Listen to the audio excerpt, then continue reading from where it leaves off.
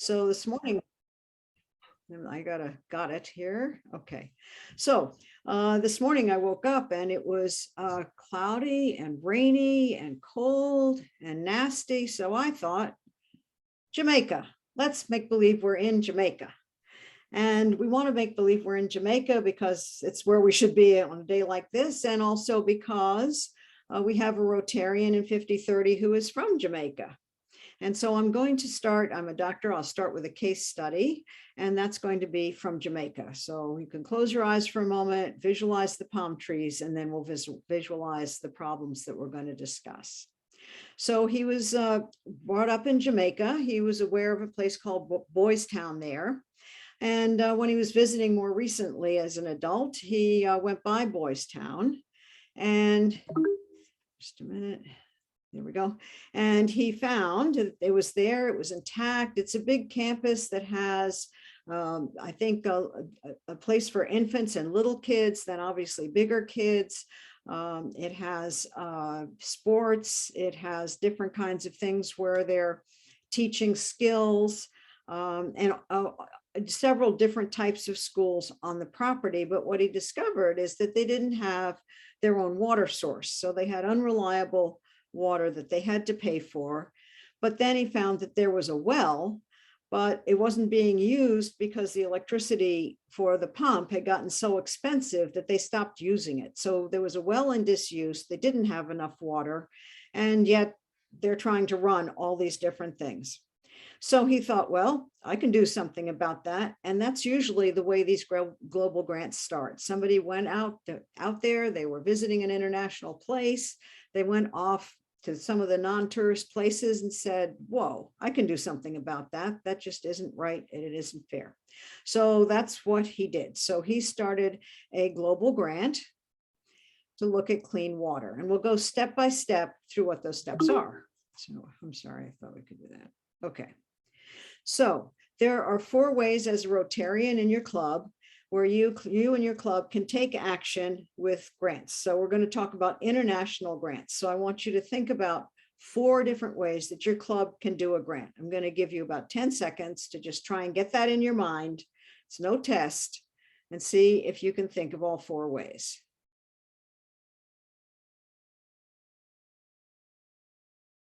Time's up. So the first kind of grant is a direct grant.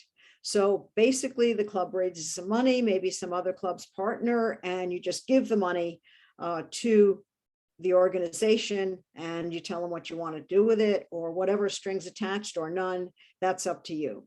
So on a local level, you're probably already doing that with the food bank. You're probably doing it with scholarships, those kinds of things. You can do that internationally too. Sometimes it's a good idea, raise a few $1,000s, test it out with the local Rotary so you can get an idea whether they can keep the books and tell you what happened and communicate well with you. And then with whatever nonprofit you're working with and with the beneficiaries, or sometimes just send it direct to the beneficiaries and start building a rapport. So you might want to do a bigger grant.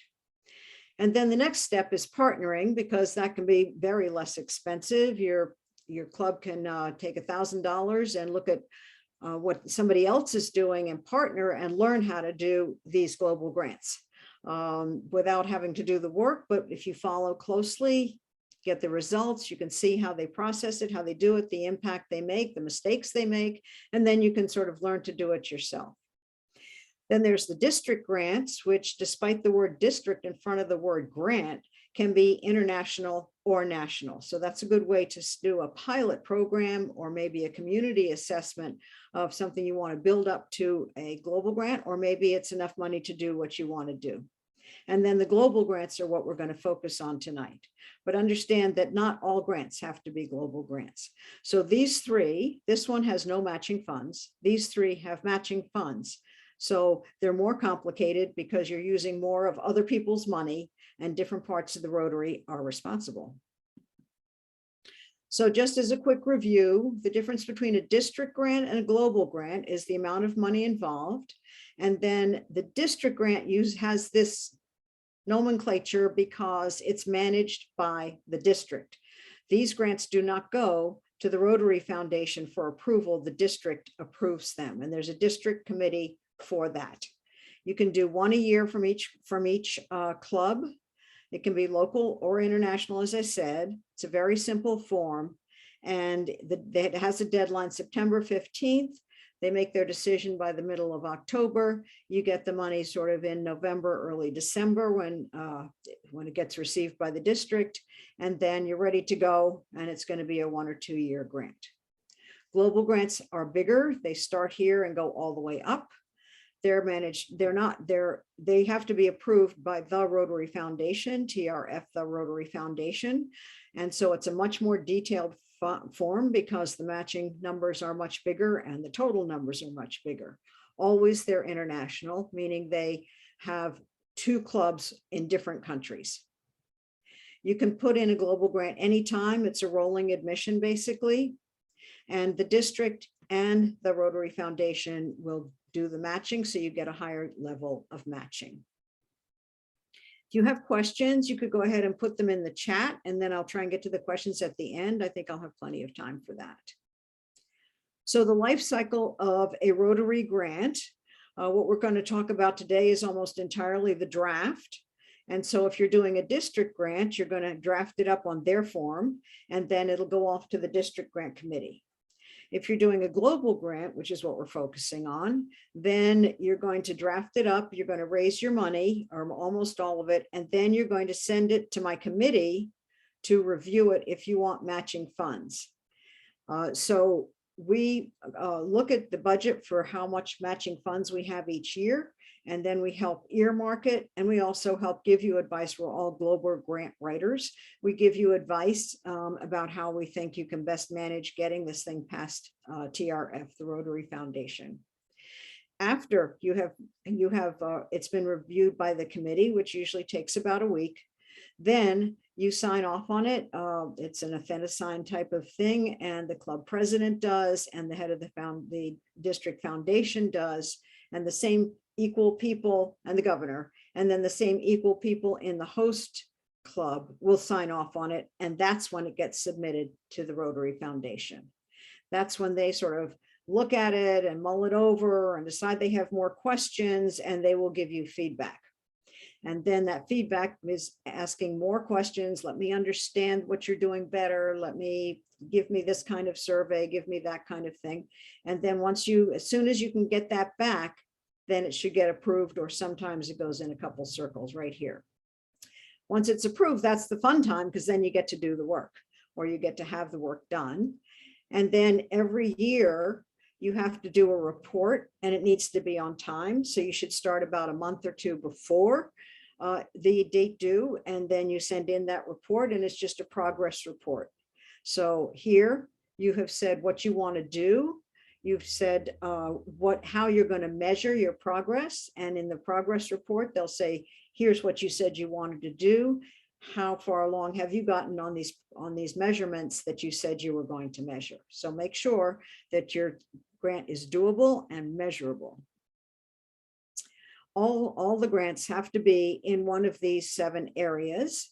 The environment was added last year, and each one of these has measurements that are on the application, and it's a drop-down menu. You have to choose at least one of their measurements, and then you can add your own, and probably you're going to have more.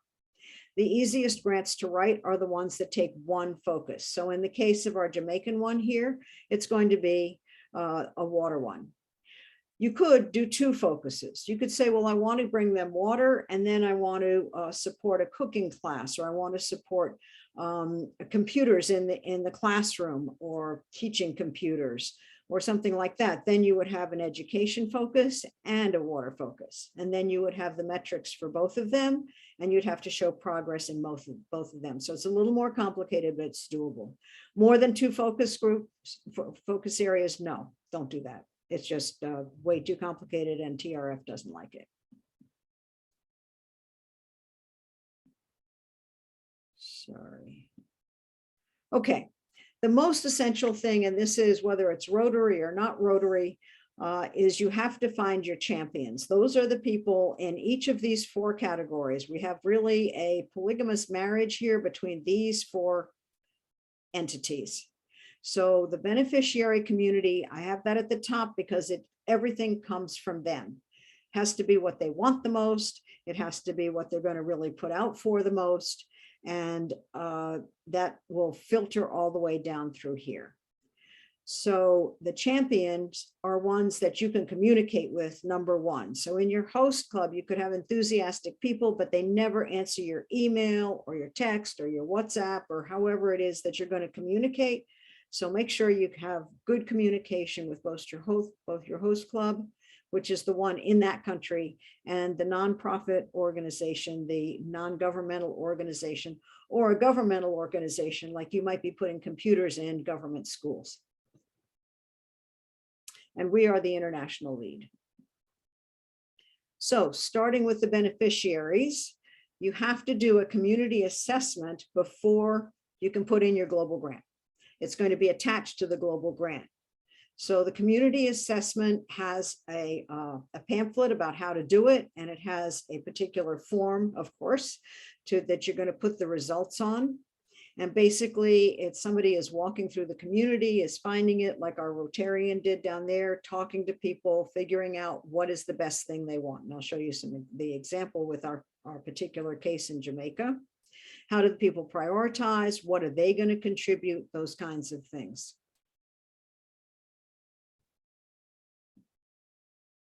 Okay, so the community assessment was done, and he assessed that there was that well, but it needed to have some improvements. So the grant has to cover that.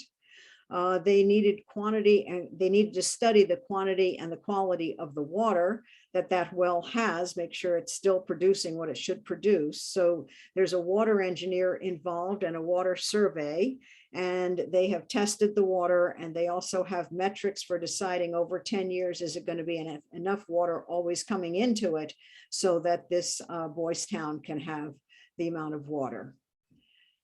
And then it needs to have affordable and reliable electricity because the well failed because they did not. So in this case, he set it up to have a solar panel. It's Jamaica, lots of sun, solar panel, run the pump with a backup battery so that they could always have basically free pumping, and they can afford that.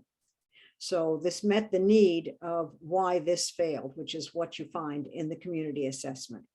And then almost every global grant has some form of teaching. So it might be, in this case, hygiene teaching, or teaching the teachers how to teach the kids about hygiene. In this case, most of the water grants also pay attention to the sanitation. Here, I think that was attended to already. So they didn't need to talk about toilets and all that kind of stuff, but usually you need both with a water grant. Okay, so that's the beneficiaries, and now the nonprofit organization, or again, it could be government schools or something like that.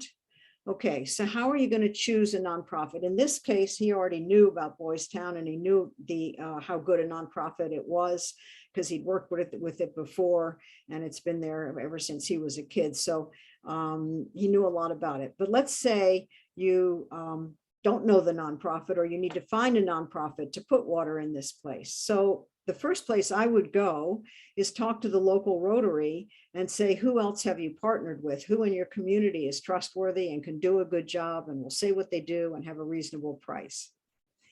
Also, we belong as a district to D5030. We belong to Global Washington, which is an excellent organization in Seattle. It's an umbrella group for all the different organizations, about 160 of them that are doing development work across the world. So it has corporations, like the cruise ship lines.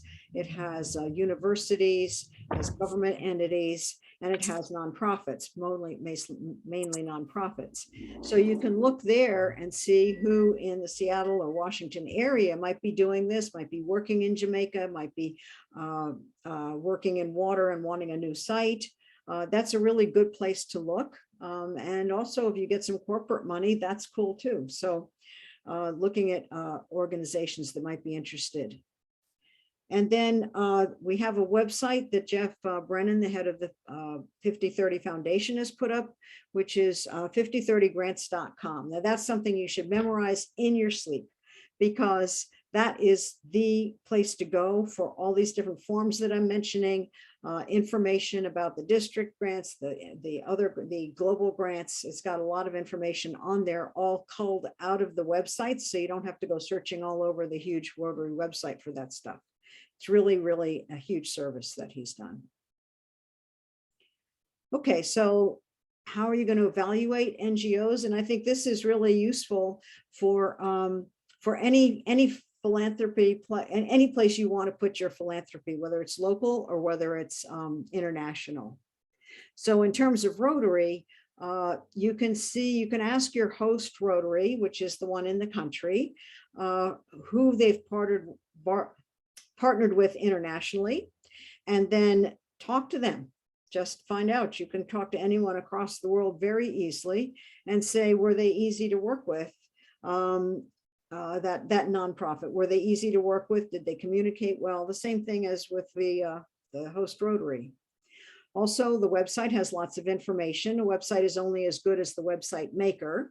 So it doesn't mean it's a good organization if you have a good website, or a bad organization if you have a bad website, but at least on there should be who are the board of directors, and do they look like they'd be qualified to oversee this work? You can see what other kinds of projects they've done. Are they parallel with this? Who else supports them? There's a lot of information on the website. A particularly good source for any 501c3 nonprofit who's tax deductible in the United States is the tax form 990. You might think it's a big groan to look at a tax form, which it is, but this has a lot of narrative on it. On the 990, they will tell you what they're most proud of having accomplished the last year. They'll tell you how much the executive director and the higher level earning people make. They'll tell you other kinds of things like that, that really you could put it in perspective of how big an organization this is and what they are accomplishing. It's audited and has to go through the IRS, so it's more than is on the website. And then for organizations, especially like Charity Navigator, you can look there too for organizations that routinely get in more than $1 million a year. So just some suggestions if you're looking for where you want to put your philanthropic dollar. This is a nice way to screen nonprofits. Okay, and then the same kind of thing with the host Rotary.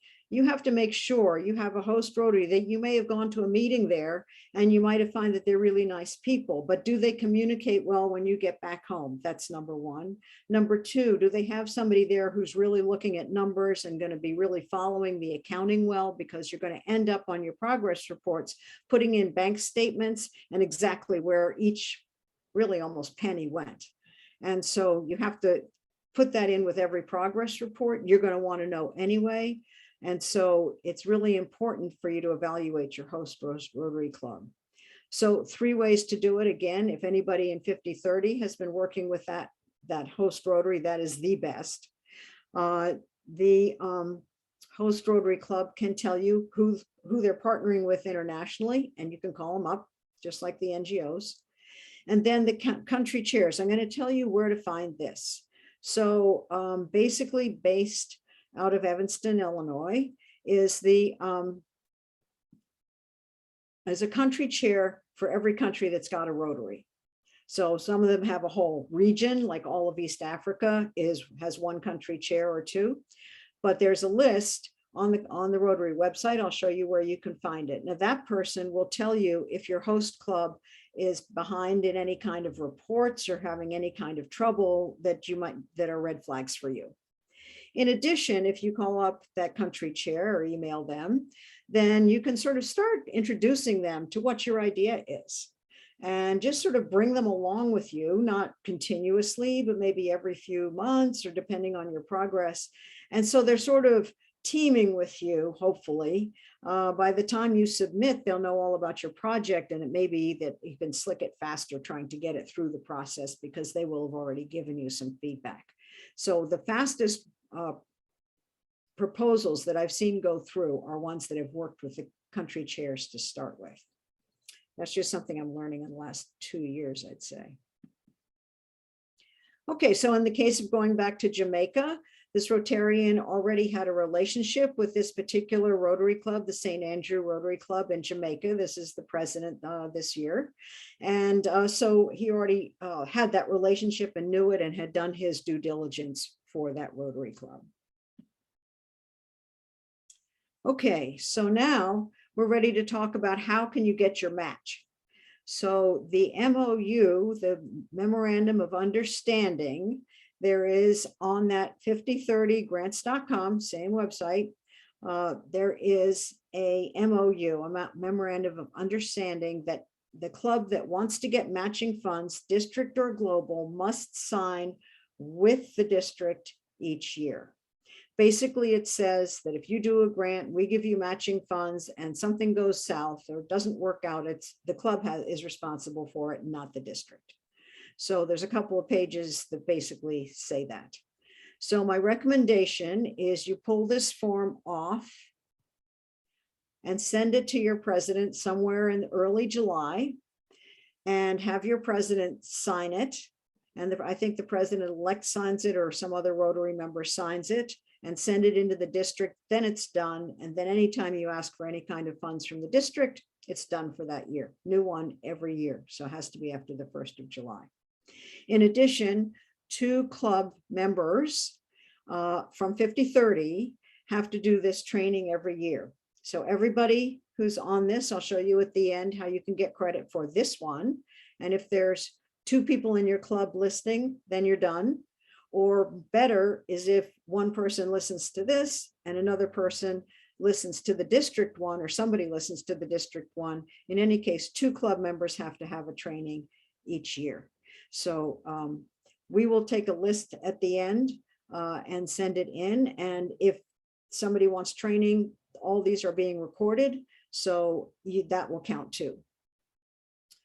For the district grants, but not the global grants, and this would be much more detailed on the district grant lecture, which has already happened. So you're listening to the recording if you're interested.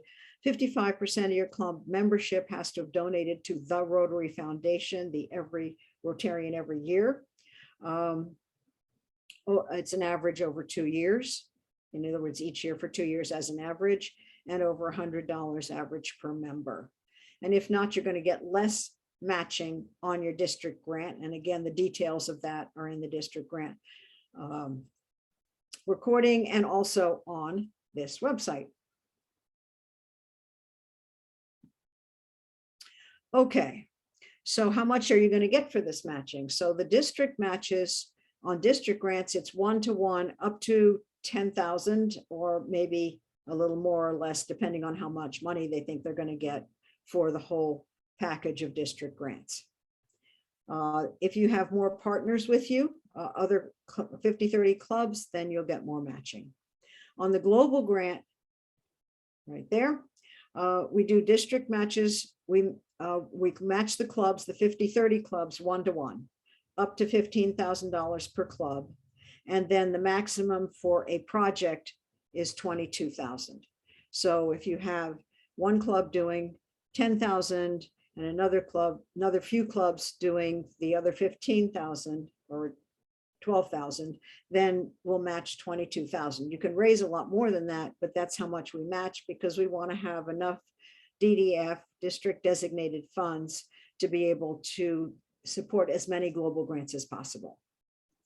Then that DDF district, the match that the district makes, the Rotary Foundation will match it 80%.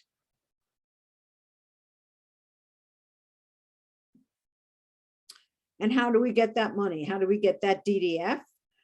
So every Rotarian every year donates to the Rotary Foundation, and all that is in a pool that TRF keeps separate for our district. And in 3 years, they send it back. They take 5% off the top, then they split it up and half goes to global and half goes to district. So we get the money back that we donate here, almost all of it. And then, as I say, it's pooled, and those who write grants get that money, and that's the matching funds. Very simple. So the more that you think of contributing, the more grants we can write. And here's the details on this 5030grants.com. So basically, you've got everything you need to know about your district grants here. You've got everything you need to know about your global grants right here. And also very usefully, there's a Word template for the global grant application, which is online, so that you can fill that out and then just clip and paste it over. And that can be very useful because it's very easy to send it to other clubs so that you can start building up some partnerships. Okay, so the things that are really important to read, and they're on 5030grants.com. There's a guide to global grants, which will tell you what you can, what global grants will support and will not support. For instance, you might think that you're going out to a place where they want to build a school and that you want to put in for building that school. Well, they don't do buildings. It just doesn't cover it. Some other nonprofit or some other group has to build the building. Then you can fill up the school with the desks and the computers and the books and the games or whatever it is that the school needs. But you need to know what they're not going to pay for before you sort of get into it. The community assessment tool, which is how you do it, and the results, which is the form you send in with your global grant, that's there. The monitoring and evaluation, if you choose water, then there's going to be those metrics, those measurements listed there that you are going to choose from, so you can see what it is you're measuring there. They want you to measure, and then again, you can measure some other things if you want. The MOU I told you about, which is hard to find otherwise, the one between you and your club and the district, that's there. And then almost all grants have a training, some kind of education training, either specialized training like a water committee, keeping the water chlorinated at the right level, for instance. And then also education about hygiene, education about those kinds of things. So there's a training form for that. You'll have to put your training on the form. It's like how many teachers, how many sessions, what are the topics of the sessions? It's very delineated to show that you really are doing training. Those forms are all there. Okay, and now you want to put this thing online so that it'll be an application. So you go to myrotary.org or probably rotary.org, either one. And if you don't have that account, you register, you know, your username and password stuff. And if you do have an account, you're going to sign in. Once you've signed in, you will go to the Rotary Foundation. Don't click on it, just hover. And when you hover, you'll come down carefully and slide over to apply for grants and hover. Then you'll come down carefully to the menu and click on global grants. And that will give you a long link of all the different global grant pamphlets, manuals, all the information you could possibly need. At the very bottom of that same page, as you scroll down, it'll say tools. And then right under tools, start your grant application. So you click on that, and that's where you can start your grant application. And importantly, the very last entry here, there's my thing there, is those Rotary chairs that I told you about for each country, a list of all of them by district, which is pretty inconvenient, but you can find it, and then their phone number. So that's there, find your Rotary grant officer. Those are those country chairs that I told you about. That's where it is. Very hard to find, so this is a good slide to keep in mind. Okay, so back to the life cycle. We've discussed this. You're going to write it up. You're going to put it in an application that will give you that global grant number, so that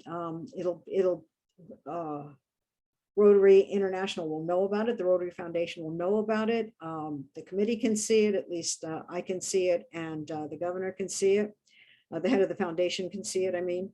And so we can look at it. You can, and then once you've got maybe 3/4 of your funding or your funding plan done, and you've got most of that all filled in, then you can send it to the Global Grant Committee, which is my address. And then we will reflect on it, give you some recommendations, and know how much we have to think about is going to be once you get it through. You don't actually get the DDF, the matching funds, until it's been approved. So whatever you send in, however long it takes to get approved, that's when you get it. Authorized, submitted, approved. Okay, So that's an overview. And to learn more about district grants, that's been recorded. It should be up on the YouTube channels. So you go to YouTube, you go to District 5030, and it should have all those, all of our recordings.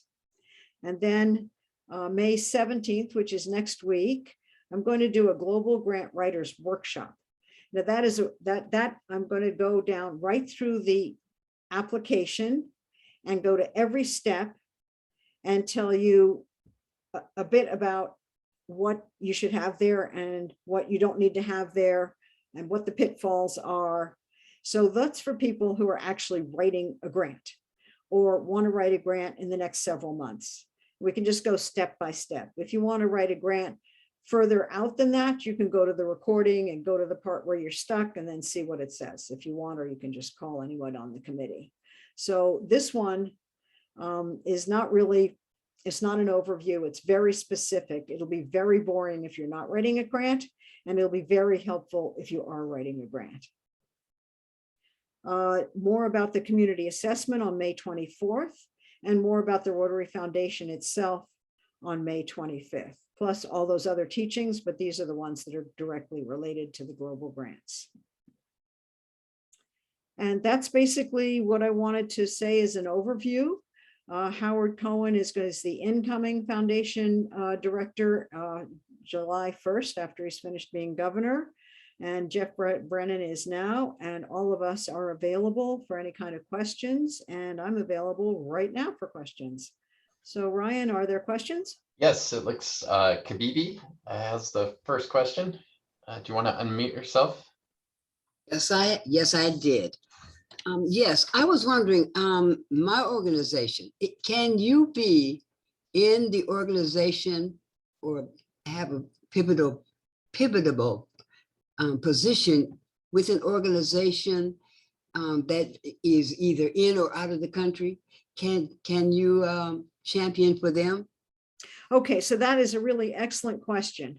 So yes, you can be the ED or on the board of your nonprofit, but you can't be on the committee. So when you do your application, there'll be the lead person, which is is the grant writer, right, and a lead person in the host club. And then there are two more people on your committee, so that if you as a lead somehow leave the club or something happens to you, then the committee people can then take over. So there's three people on each side that know about it. Okay. You can't be on the committee, but yes, you can be, you can champion for it. You can make sure it gets done and so on and so forth. You just can't be on the committee. Excellent. Thank you. Good question. So we have a question from John Martinka, and then followed by Jorge, and then Kirk Albrecht. Okay. So Kathy, my question is, are community assessments still good for 3 years? I think the community assessment is good for the life of that grant.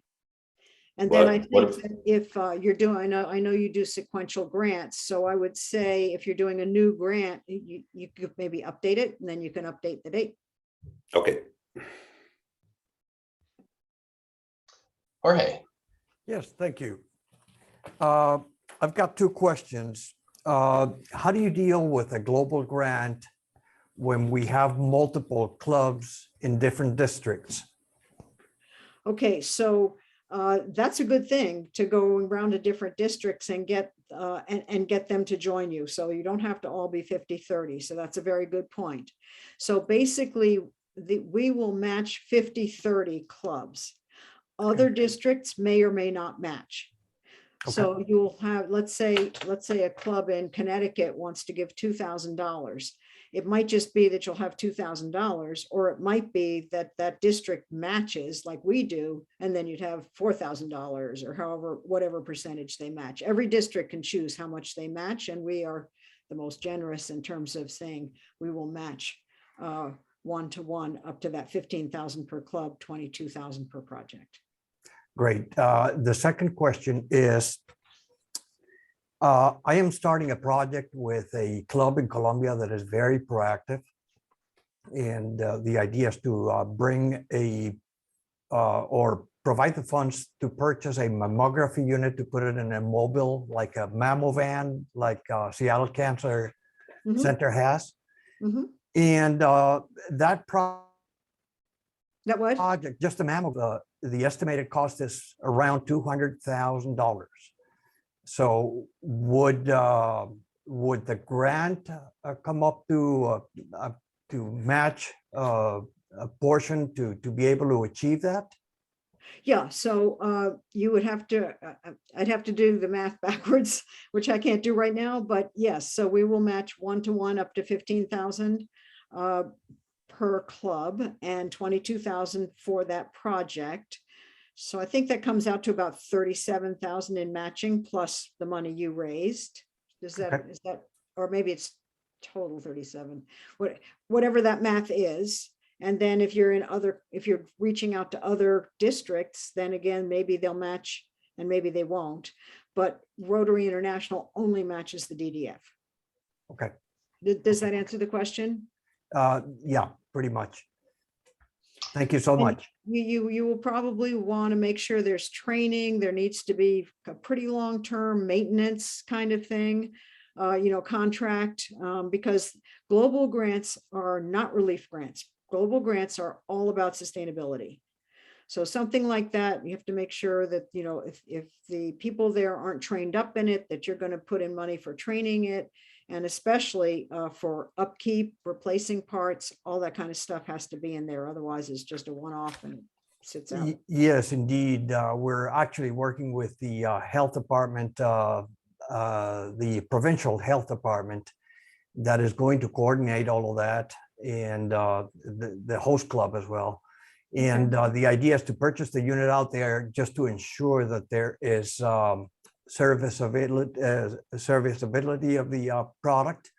And also there is income, projected income, because of the fact that when they do the mammography diagnostics, they get paid by the local health insurance companies. So, Okay. so yeah, that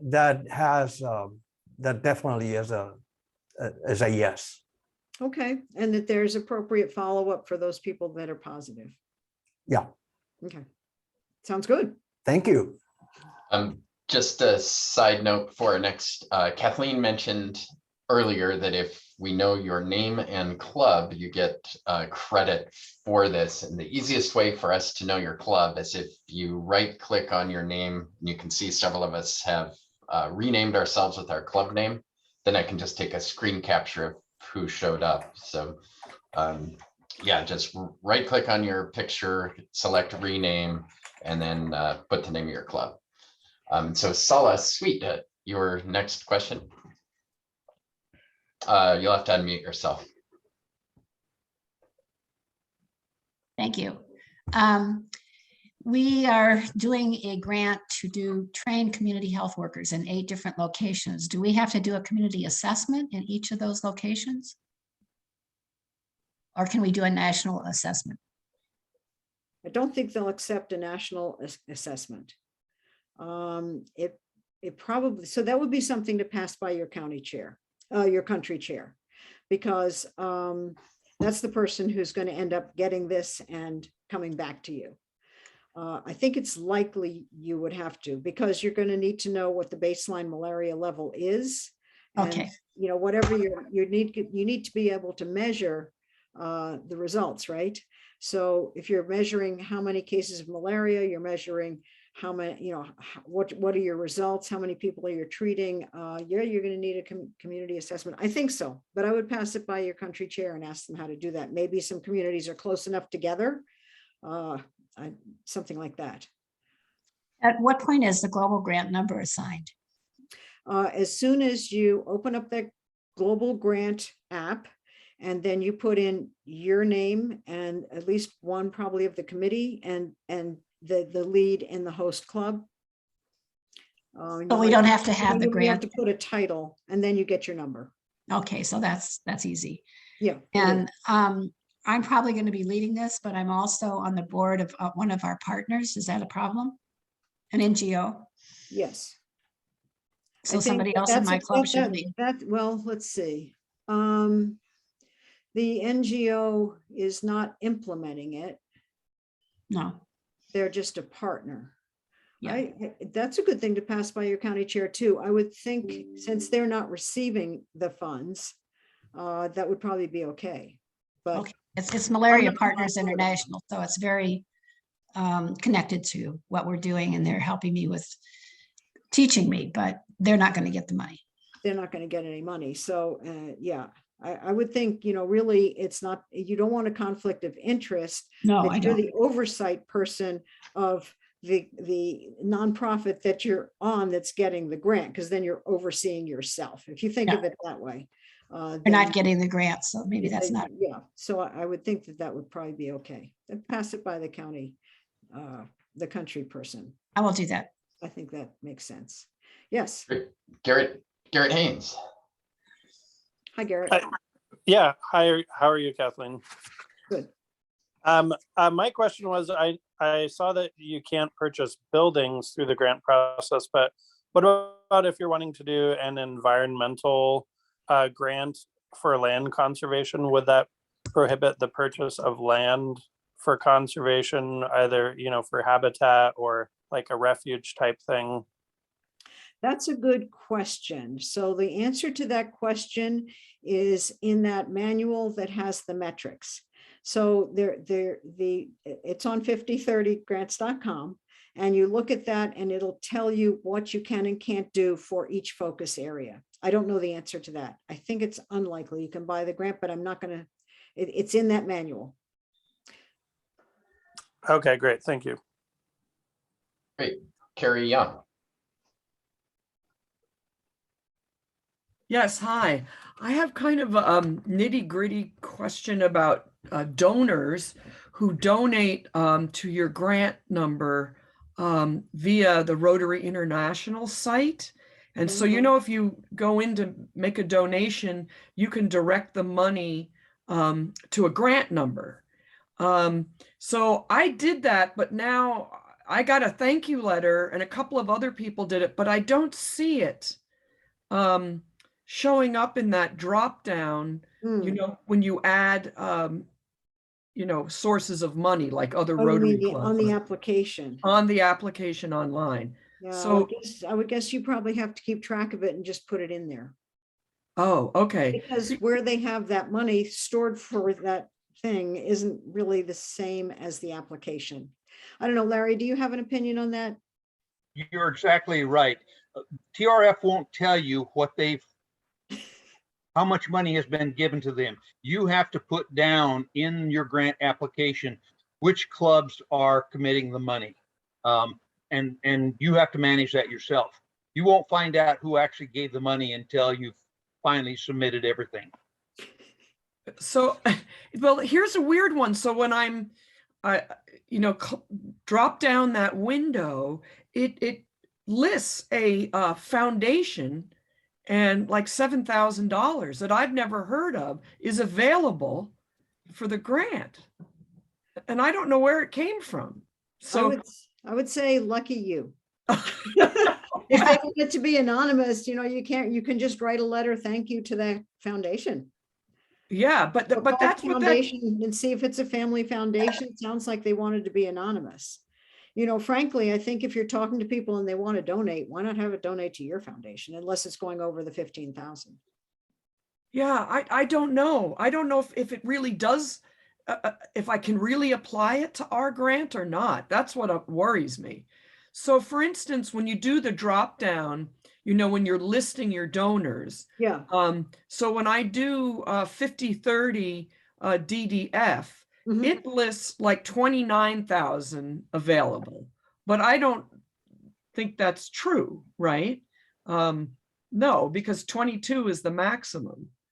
So I don't know where it's getting these numbers. So if you're reading something that says that DDF is available, that means it's available in the district, but our rule is not to give anybody more than 22 so we can spread it out. That's what I So figured. that's irrelevant.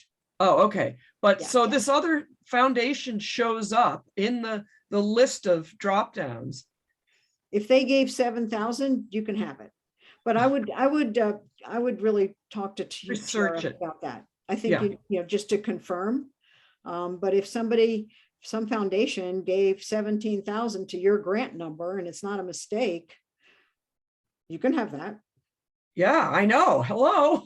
So, all right, thanks. I didn't know. I if don't was think a it would be glitch. matched. Huh?